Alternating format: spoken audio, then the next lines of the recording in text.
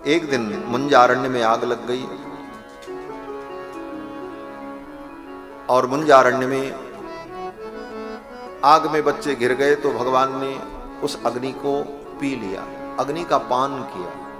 बच्चों ने आंख बंद की, भगवान ने कहा आंख बंद करो, सब बच्चों ने आंख बंद कर ली और भगवान ने मुख खोलकर संपूर्ण अग्नि को अपने अंदर खींच लिया, अग्निपान किया। इसके बाद कथा आती है कि भगवान अब गोपाल बन गए, गाय चराने लगे। अभी तक वत्स पाल थे, बछड़ों को चराते थे, अब गोपाल हो।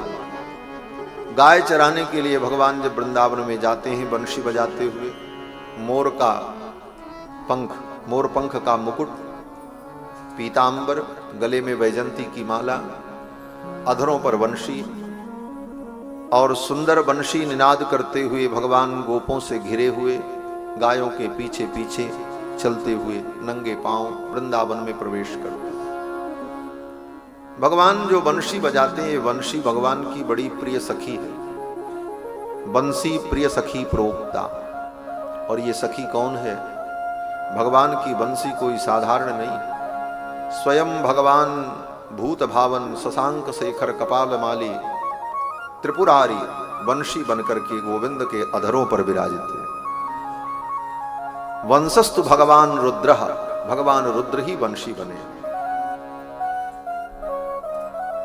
और जब भगवान वंशी निनाद करते हैं तो भगवान के वंशी की ध्वनि को सुनकर के गोपांगनाओं के हृदय में भगवान के प्रति प्रियतम का भाव प्रकट हुआ। और फिर गोपियों ने भगवान को प्रियतम रूप में प्राप्त करने के लिए 1 महीने का अनुष्ठान किया।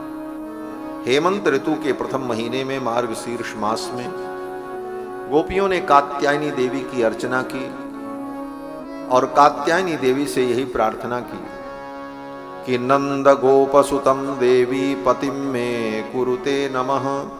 नंद गोप के पुत्र जो कृष्ण हैं उनको मेरा पति बना दो, वो मुझे पति रूप में मिल जाए। गोपियों के इस व्रत को देखकर भगवान उनकी परीक्षा लेने के लिए, उन्हें शिक्षा देने के लिए एक दिन पहुंचे। ब्रह्म मुहूर्त में गोपियां नहाती थी, लेकिन एक उनसे अपराध हो रहा था। कपड़ों को बाहर रखकर निर्वस्त्र होकर के जमुना में स्नान करती। भगवान गए और जाकर के उन कपड़ों को बटोर लिया और लेकर के एक कदम्ब वृक्ष पर चढ़ करके बैठ गए। गोपियां जब स्नान करके निकलने लगी तो वस्त्रों को जब देखा, वस्त्र नहीं। तब तक कृष्ण को देखा, अब जान गई, बोले ये सब लीला कृष्ण की है। गोपियों ने कहा मेरे वस्त्र मुझे दे दो। भगवान ने कहा आओ ले लो। सखियों ने कहा कैसे आए, कपड़े तो है नहीं, हम तो निर्वस्त्र हैं। भगवान ने कहा गई कैसे थी? कपड़े तो यहां रख करके गई थी, कपड़े तो अपने से उठ करके तुम्हारे पास जाएंगे नहीं, कपड़ों को लेने के लिए आना ही पड़ता, तो आओ और ले लो। अब गोपियों को बड़ा पश्चाताप हुआ। ये शिक्षा भगवान ने इसलिए दी कि आज भगवान ने कपड़े उठाए, कोई दूसरा व्यक्ति कपड़े उठा ले जाता तब गोपियां क्या करती। इसलिए कभी भी निर्वस्त्र होकर के स्नान नहीं करना चाहिए। ये धर्मशास्त्र का नियम ही। आपके घर में ही सब कुछ हो, सुरक्षित हो, फिर भी अपने घर में भी स्नान घर में निर्वस्त्र होकर के कभी स्नान नहीं करना चाहिए। वरुण देवता का अपराध होता है। शरीर पर कम से कम 2 वस्त्र होना ही चाहिए,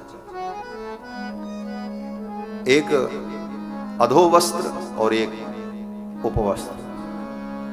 यही स्नान करने की विधि है। गोपियां वस्त्रहीन होकर स्नान करती थीं। भगवान ने उन्हें शिक्षा दी और समझाया, फिर उनके वस्त्र उनको दे दिए। और भगवान ने कहा आने वाली शरद पूर्णिमा की रात्रि में जमुना के तट पर वंशी बट पर मैं लीला करूंगा, उस लीला में आप सब आना, आपके मनोरथ को मैं पूर्ण करूंगा। रास लीला का भगवान ने निमंत्रण दे दिया। इसके बाद भगवान ने मथुरा के उन ब्राह्मणों पर भगवान ने कृपा की। मथुरा के ब्राह्मण जमुना के तट पर यज्ञ कर रहे थे, बहुत बड़ा यज्ञ उनका चल रहा था। एक दिन भगवान गाय बछड़ों को चराते हुए पहुंचे तो भगवान को भूख लगी थी। भगवान ने सखाओं से कहा जाओ देखो वहां यज्ञ हो रहा है, वहां खूब भंडारा चल रहा होगा, कुछ खाने की वस्तु लेके आओ। सखा लोग गए, जाकर के उन ब्राह्मणों से कहा कुछ खाने की वस्तु दे दो, कृष्ण बलराम भूखे हैं। उन ब्राह्मणों ने डांट करके भगा दिया उन बच्चों को, चले जाओ यहां से। और बच्चे डर करके आ गए, भगवान को बताया।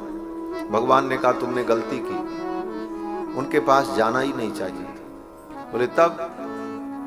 भगवान ने कहा जो उनकी पत्नियां हैं उनके पास जाते। ये देवियां जो माताएं होती यही खिलाना पिलाना जानती, पुरुषों को खिलाना थोड़ी आता।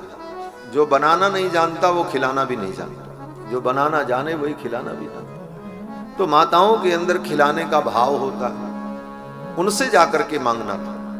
सखाओं ने कहा अच्छा। फिर गए तो जाकर के उन ब्राह्मणियों से कहा कृष्ण बलराम भूखे हैं, कुछ खाने की वस्तु हो तो दे दो।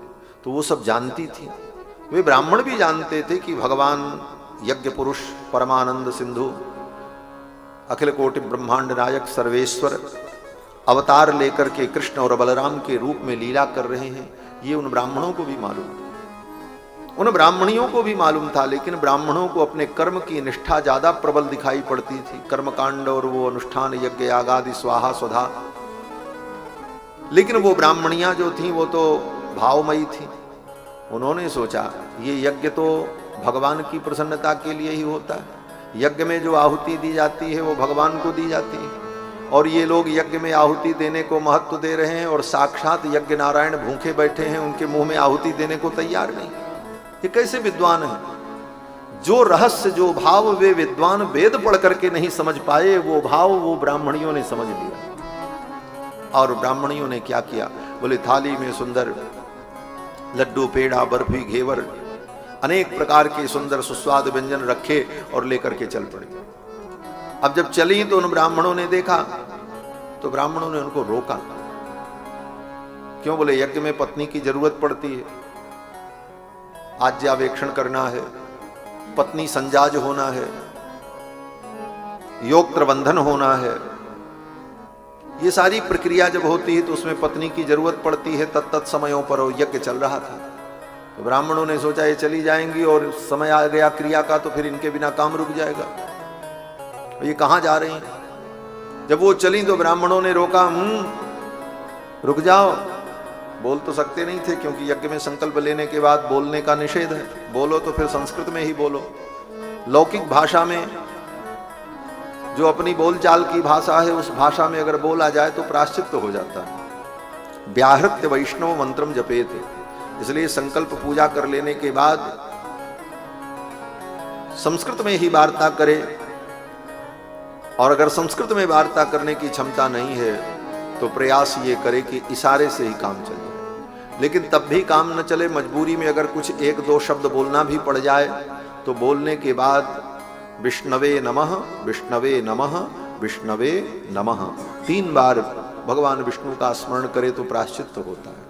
ये सब कर्मकांड की विधि। तो अब वो ब्राह्मण बोल तो सकते नहीं थे, इशारे से कहा रुक जा। तो ब्राह्मणियां बड़ी चतुर थीं, उन्होंने कहा तुम पड़े रहो यहीं, हम तो जा रहे हैं, तुम ये स्वाहा स्वाहा करते रहो, हम भी यज्ञ करने जा रहे हैं। तुम परमात्मा के औपाधिक मुख में आहुति दोगे, हम प्रत्यक्ष उनके मुख में आहुति देने जा रहे हैं। चल पड़े और आकर के अपने हाथ से भगवान को खिलाया कृष्ण बलराम को।